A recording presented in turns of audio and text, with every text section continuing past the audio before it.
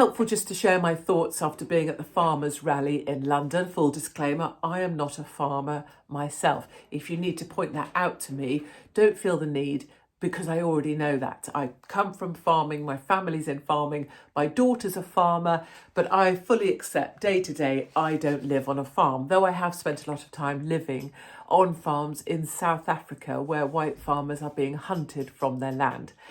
So the farm rally, you will know perhaps about the inheritance tax, but what it means is when someone dies on about 75,000 farms here in the UK, HMRC, the government, are going to come knocking for a big pile of cash just because someone died. And as you'll also understand on farms, piles of cash aren't sitting around like straw or hay. There's large bits of machinery that cost upwards of £1 million. There's big tranches of land, but none of those are going to satisfy the Treasury when it wants its money. So farms will have to be sold off or disbanded or dismantled. It will be a heartbreaking thing. Now, a lot of people are asking if it's just about inheritance tax, and of course it isn't. There was a tractor in London that said the final straw on the front of it. I thought that was really well done, because this has been a series of slicing, and that's the way that these government policies, the control of people works. You keep slicing away until you've drained the blood out of the very thing. If it wasn't the push for solar, and why not sell your farm for solar? Give up your land, put solar panels on it instead. If it wasn't the heavy taxing of nitrogen and fertilizer, making it impossible to farm, endless regulations and red tape and bureaucracy, if it wasn't that, the crushing of the profit margin, making the day-to-day endeavour, exhaustingly tiring for little or no reward, endless kind of death by 1,000 cuts, and then hit them with inheritance tax. So the very thing you're working for, that you might pass this to your children, becomes actually kind of a noose around their necks as well.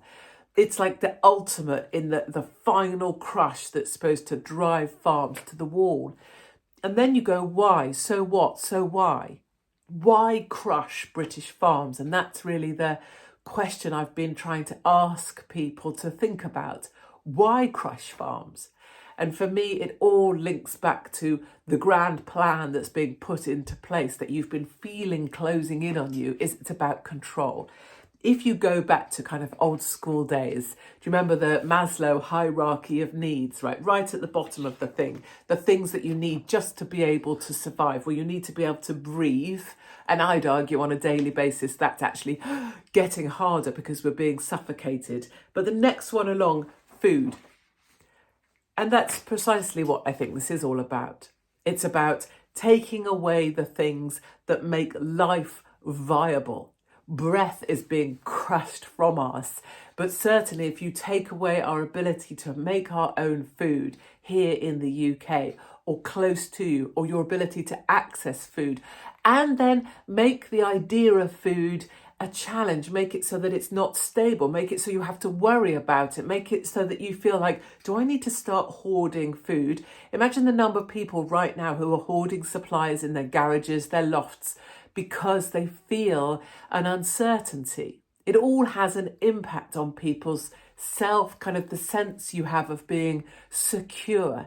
Take away that security and more of that control goes to the government.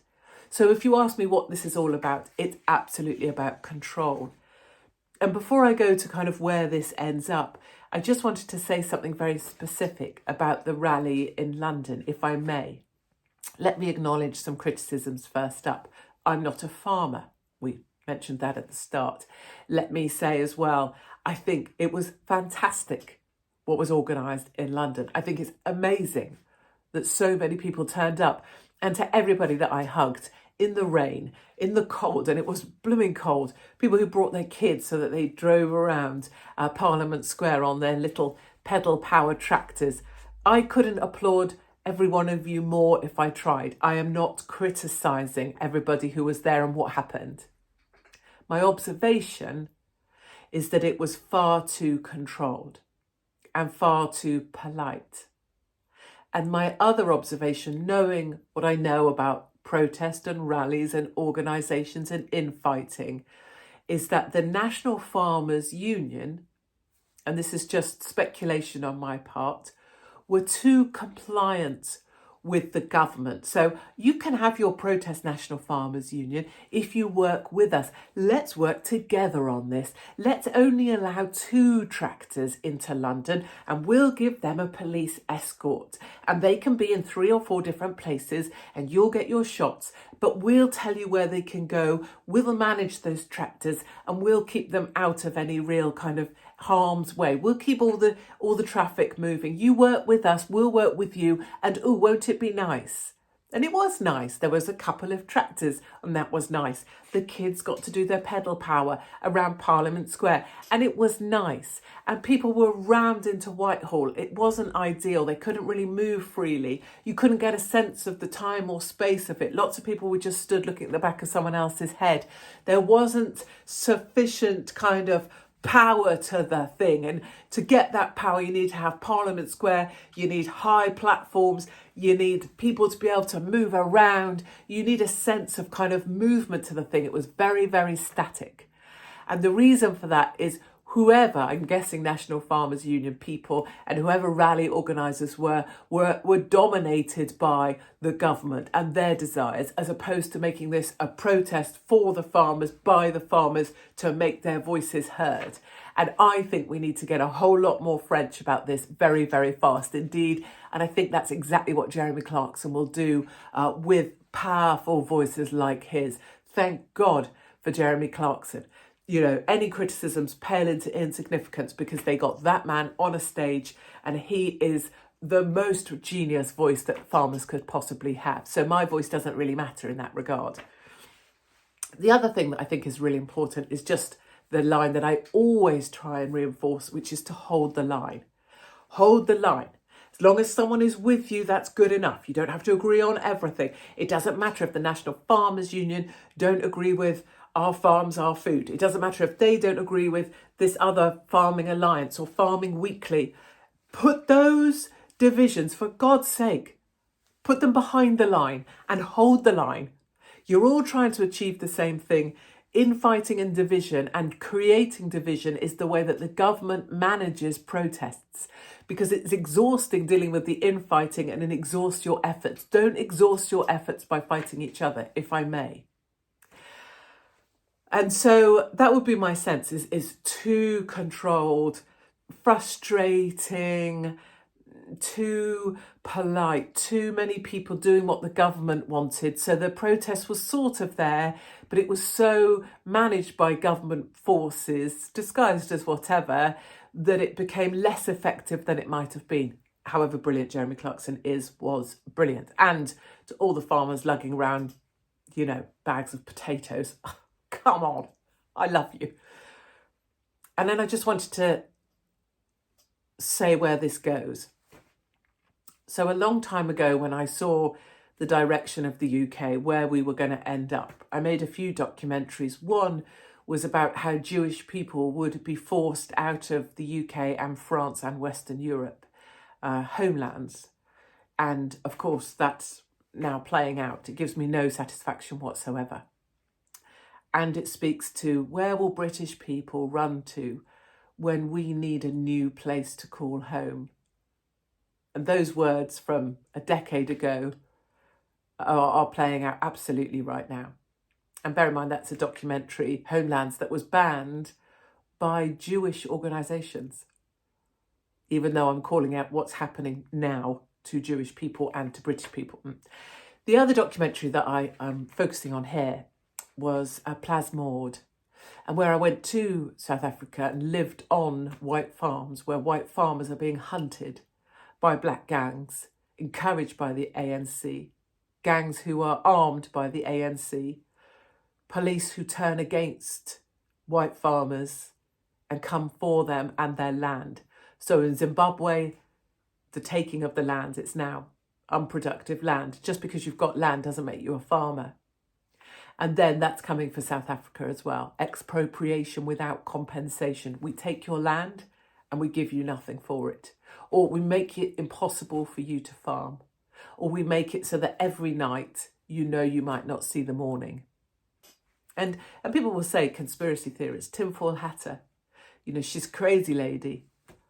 But I suppose I would always counter that by knowing what I know, seeing what I've seen, sitting with great men who've lost wives, partners, everything, and knowing the truth of it. So it doesn't really matter what I'm called. That's where this ends up. Look to Zimbabwe, look to South Africa. And some very rich white person will tell you there's no problem in South Africa.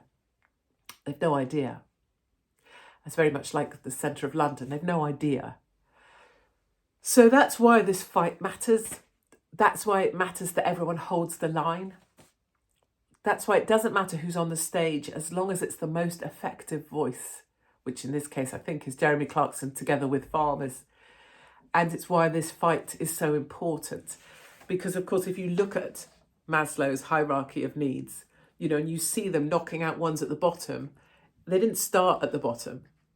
They started all over this triangle, knocking out all the different things that allow you to have your life and to prosper and to work your way up to self-actualization. Look at love and belonging. Look at what they've done to belonging to this country. Take out the flag, take out religion, take out families and family relationships, self-esteem. Absolutely annihilate kids' self-esteem so they no longer go out the front door, so they don't know who they are, they don't know what gender they are, they don't know what they think or what they believe in or what their purpose is or if they even have a point. They've come for all these different layers and now they have the confidence to start coming for the basic things that mean your survival on a day-to-day basis.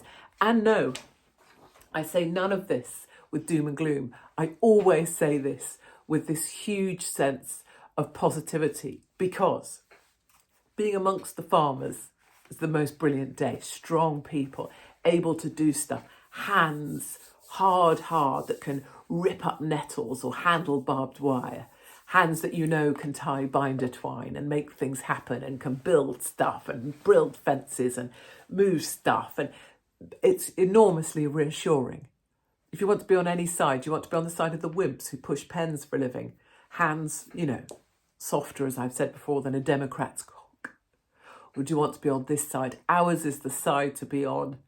I know, just as I could look forward and see what would happen to our Jewish communities, and I could see what was happening to farming in South Africa and why it linked to here, I also know that in the end, we win. And knowing that is the reason to get up and continue this fight every day. So I very much look forward to seeing the farmers again in London. Hopefully this time we go a little bit more French. And even if the National Farmers Union need to hold a government-facing position, some of us, the rest of us, don't necessarily, but we can still all hold the line together. So I wish every farmer out there every good thing, and we go forwards towards the bastards that get in our way. I look forward to seeing you somewhere soon on the road.